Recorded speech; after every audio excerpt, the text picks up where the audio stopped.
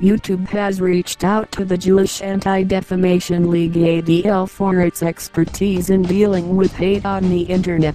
In one outgrowth of that partnership, the League is now a contributor to YouTube's newly launched Abuse and Safety Center, where users are empowered to identify and confront hate, and to report abuses.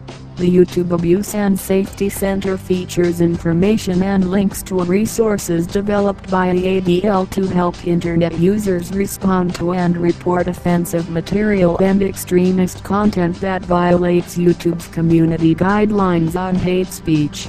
The YouTube Abuse and Safety Center was unveiled at the annual conference of the Family Online Safety Institute in Washington, D.C. earlier this year. I know it sounds too weird to believe, but that's the news. YouTube now has on board domestic branches of Israel's intelligence service, the Mossad. The ADL, the Mossad's most professional organizations whose specialty is spreading hate, are recruited as professionals in the just struggle of fighting against hate. This is a joke to the rest of the world and a violation of freedom of speech and the United States Constitution. From now on, you should expect that no more videos that are anti-Zionist, anti-Israel, anti-war and anti-war crimes to be shown for more than a few hours after you upload your video. Sooner or later, depending on how quickly they catch on to you, and the time period before removal depends on how critical the video depicts the situation they are trying to conceal, you can expect that all will be tagged with the infamous anti-Semitism tag and will be removed.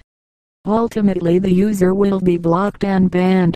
In no time, YouTube will become the official oasis for Mossad. Therefore, only the Zionist version of the story will be found and endorsed by the media that follows under their complete control.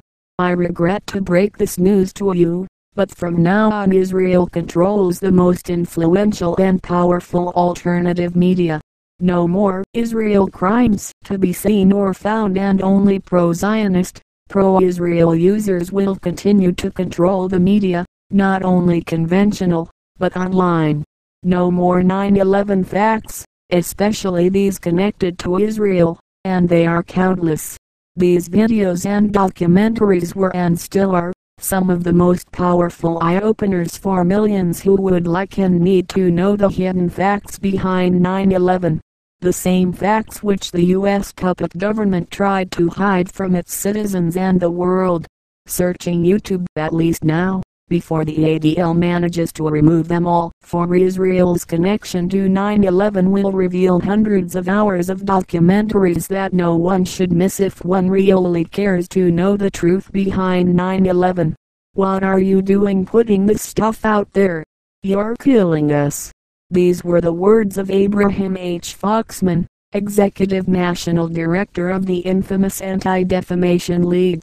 Foxman shouted this during a sit-down he demanded to have with a Fox News executive shortly after September 11.